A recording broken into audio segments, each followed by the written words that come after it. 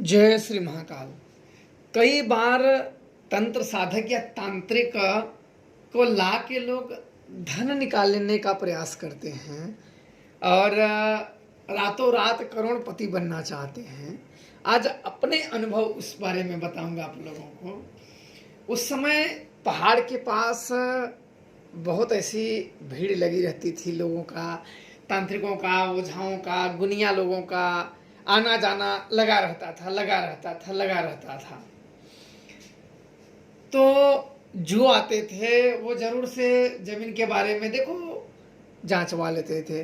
देखो, जो बाहरी चीज बता दे, जैसे किसी के मन के बारे में बता देता है, किसी के बारे में, या भूत प्रेत, या किसी के घर के या सदस्यों के नाम, तो वो एक ऊपरी विद्या होती है। वो प्रेत भी बता देते हैं, प्रेत की भी खुद की शक्ति होती है। पर जो जमीन की विद्या होती है ये सबको नहीं आते। आप स्वयं ही पूछ सकते हो, जिसको आप चाहो। मैं आपको एक बता रहा हूं कि जिसको आप मानो कि ये व्यक्ति बहुत सही बताता है या इसके ऊपर ये है, तो आप जमीन के अंदर के पूछोगे वो नहीं बता पाएगा।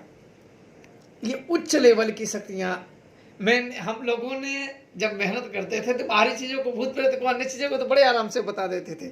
हम लोगों को जमीन के बारे में बताना था, तो इसलिए बड़ी बड़ी महायक्षिणियों की साधनाएं करते थे। हनुमान जी के करते थे, शमशान काली की, भैरव सिद्धि।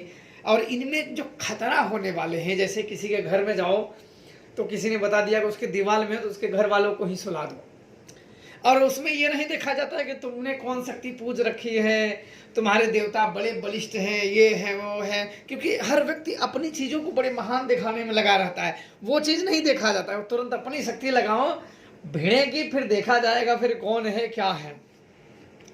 उस समय हम लोग बहुत लोगों ने देखा जिसने घर में अपनी चोरी बना रखी है, देवताओं को स्थापित कर रखा है, और जो लोगों के थोड़े थोड़े भूत प्रेत का हटाने का काम भी करते रहते हैं। हमारी शक्ति इतनी मजबूत है, कोई अपनी हर चीजों की एक कहानियां होती हैं।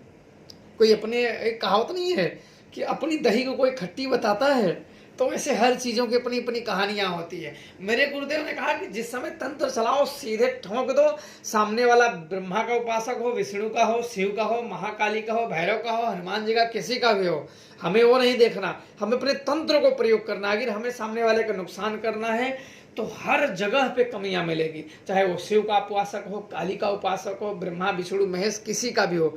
उन कमियों को, फिर कमियों को और बढ़ाओ, कमियों को बढ़ा उसी कमियों में शक्ति को घुसा दो।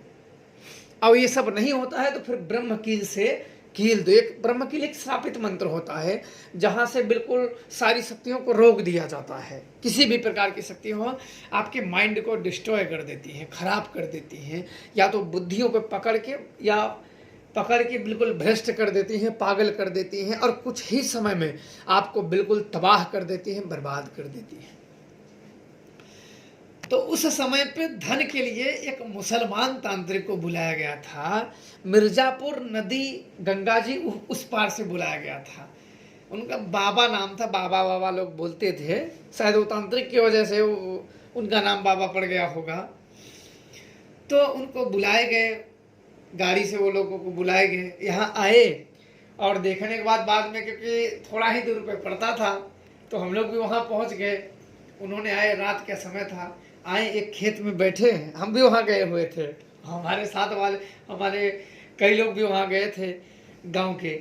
तो कई लोग वहाँ गए, और एक जगह थोड़ा सा खेत में, गर्मी का मौसम था, मई जून का मौसम था, तो सारे खेत खाली थे, बिल्कुल धूल रही थी। तो खेत में थोड़ा सा गड्ढा करके वहीं लकड़ी उकड़ी जला के थोड़ा सा हवन किए।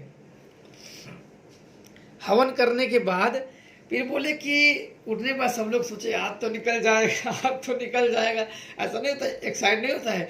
जिसके तंत्र मंत्र का सही जानकारी ना हो तो उसे लगता है कि अब बाबा जी आए हैं, हो ही जाए। भले से देखो, आज के ज़माने में क्या है ना, पप्पू भी अपने नाम परमात्मा रख लेता है, चाहे वो पप्पू पादरी ही क्यों ना हो, लेकिन नाम परमात्मा रख लेता है, महान रख लेता है। कौन जानता है कि क्या कौन है कौन नहीं है।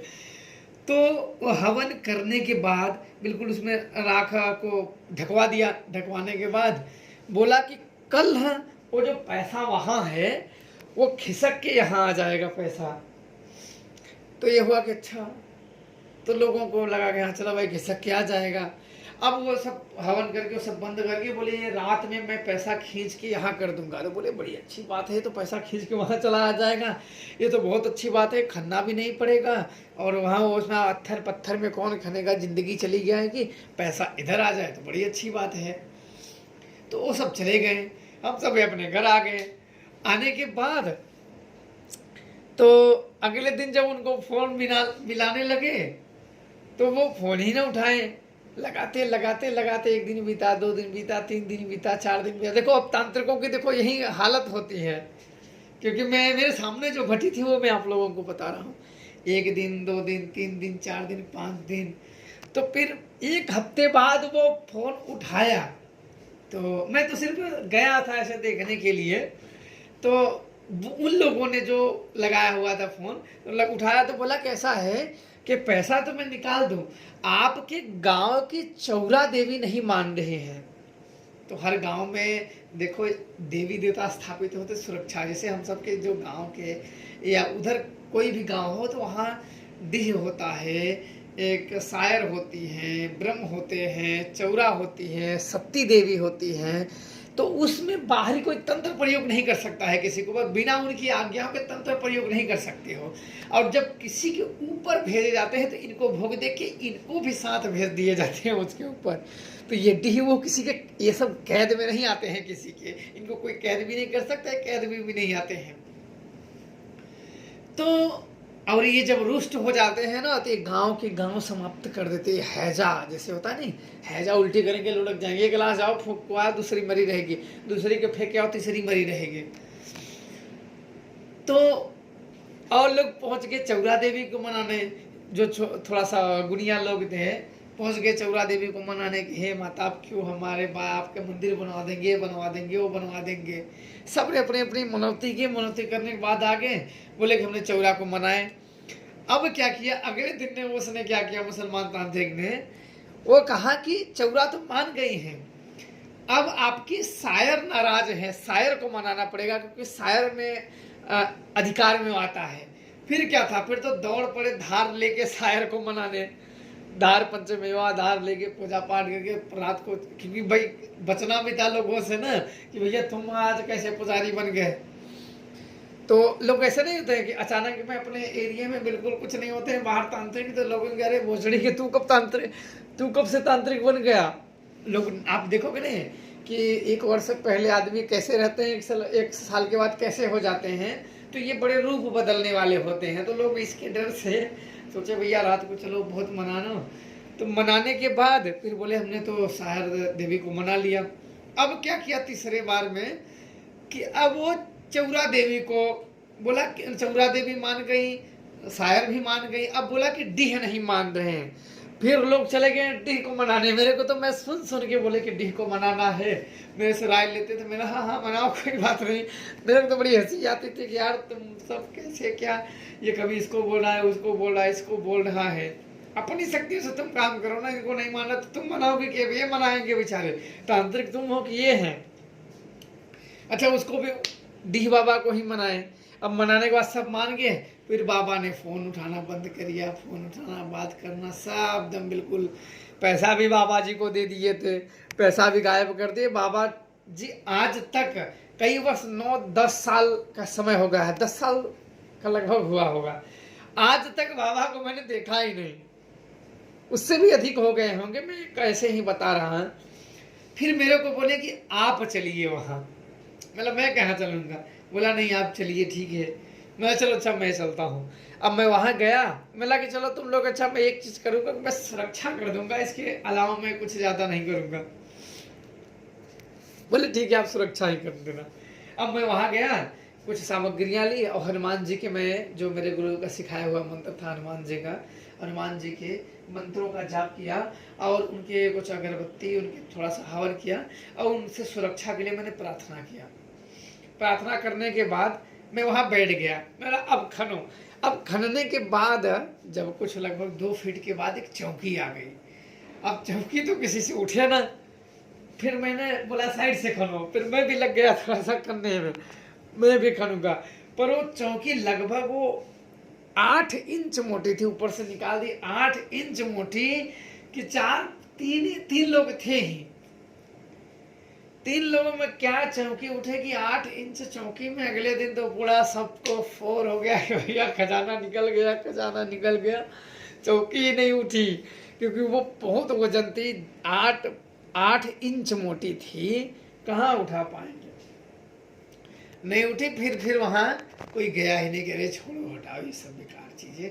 एक होता है नहीं कि आप दिन में सोचो कहाँ मिल जाए, जब आपको मजदूरी करने पड़े, गधा मजदूरी ना, तो आपकी इच्छाएं ना पिछवाड़े से निकल के भाग जाती है। जब मेहनत करना पड़े ना तो बड़ी अजीब लगता है, जैसे ऊबपन आ जाता है कि लोगों में। तो ये अनुभव ऐसे बहुत हुए हैं। मैंने तो इन चीज़ों में बड़ी, जैसे भूत प्रेत तो अनगिनत है, भूत प्रेत के अनुभव तो अनगिनत है। मैंने सिद्धियां भी इसीलिए की। और यही चीज़ मैं आप लोगों को बता दूं कि कितना भी कोई बताने वाला हो, किसी के मन के बारे में बता दे, किसी के घर में भाइयों में कैसे बामती पूजने वाले होते हैं, हमारे तरफ बामती बोलते हैं उसे, वो सब बता देंगे आपके बारे में, सब कुछ बता देंगे। आपने क्या खाया है, मैंने तो अपनी आंखों से देखा हुआ है। और फिर भी गांव वाले 10 रुपये नहीं देते हैं, ऐसा सोचो, वो सब बता देंगे।